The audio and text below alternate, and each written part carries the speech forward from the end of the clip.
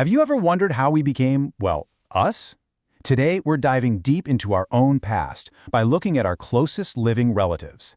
We're going to see how studying primates is like looking into a biological mirror, one that reflects the very origins of who we are. I mean, it's one of the biggest questions out there, right?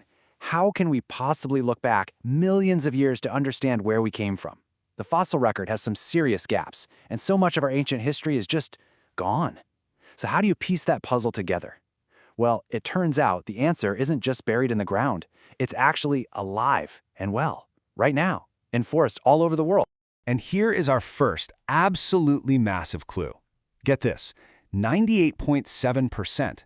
That's the amount of DNA we share with chimpanzees. That isn't just some random number, it's a really profound link. It tells us that the blueprint for their lives and for our lives is just stunningly similar. And that's our starting point for understanding everything.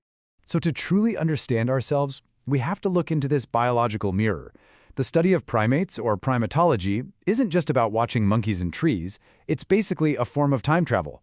By studying them, we get to see living, breathing examples of the ancestral traits that literally set the stage for our own evolution. Okay, so where do we begin? Let's start with the most obvious evidence we have, the body itself. By looking at how other primates are built, and more importantly, how they move, we can start to piece together the incredible story of our own physical journey over millions of years. So here we've got a real tale of two ways of getting around. See, most primates are perfectly adapted for a life up in the trees. They use all four limbs to move around. That's the fancy term arboreal quadrupedalism. But us, we do something completely different. We specialize in bipedalism, walking upright on 2 feet. By studying them, we can figure out what pressures and, what advantages pushed our ancestors to finally stand up and walk across the planet. And check this out. This timeline shows such a cool connection. On the one hand, you have something that Jane Goodall first saw, which was revolutionary at the time, chimps using little twigs to fish for termites. This proved tool use wasn't just a human thing, and it's a living parallel to what our ancestor, Homo habilis, was doing 2.6 million years ago with the very first stone tools. You can literally see the evolutionary line from a simple stick to complex technology. All right, we've talked about the body, but we're so much more than that, right? We're intensely social creatures. So where did our complex societies, our politics, our friendships, where did all that come from? To figure that out, we've got to turn back to the mirror. The foundations of society, even ours, can be boiled down to a few basic building blocks. It often starts with simple things, like grooming. For primates, this isn't just about being clean. It's how you build trust. And that trust lets you form alliances, which helps you gain power and influence. And all those alliances, well, they help create the complex social hierarchies that bring order to their world, and ours. And we can see these building blocks playing out everywhere in the wild. Take the rigid linear hierarchies you see in baboon troops. It's not hard to see those as a blueprint for our own early political structures.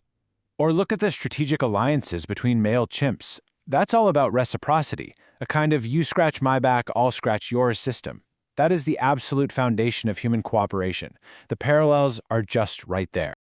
Okay, from the body to society, now let's tackle something even more abstract, the mind. How did we develop things like language, culture, and this crazy ability to think about what other people are thinking? Well, you guessed it, the clues are waiting for us in our primate relatives. And some of these examples are just mind-blowing. For instance, vervet monkeys have different alarm calls for different predators, one for leopards, one for eagles, one for snakes. It's a simple precursor to language. And over in Japan, macaques actually learned to wash sweet potatoes in the ocean. This wasn't instinct, it was a tradition that spread through the group by learning. That's a real glimmer of actual culture. And all this points to some serious cognitive complexity.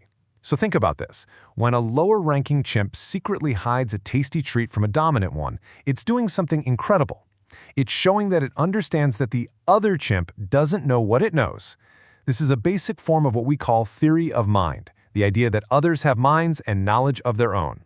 It's a cornerstone of what makes us human. So this journey into our deep past has been amazing. But this field isn't just about looking backwards. It has huge implications for our world right now, today. It connects our ancient origins to the future that we all share on this planet. And no, these insights aren't just for dusty old textbooks. They're being actively used to solve urgent, real-world challenges, especially in places where the lives of humans and other primates intersect, and, all too often, collide.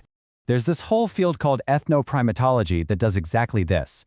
So, for a problem like primates raiding crops, the science helps create solutions like buffer zones. To solve disputes over land, it helps support community-run monitoring programs, giving local people the tools to coexist. It's science in action, making a real difference. And the impact is even wider than that. Because when you protect primates, you have to protect their homes, their habitats. This work is absolutely crucial for mapping and saving global biodiversity. And maybe most importantly, it also supports the rights of indigenous communities who share those forests. It's a win-win-win. So we end right back where we started, with the mirror. If these incredible animals are a reflection of our deep past, then their survival today is a direct reflection of our present. Their future is completely tangled up with our own. And what that reflection shows us about ourselves, well, that might be the most important question of all.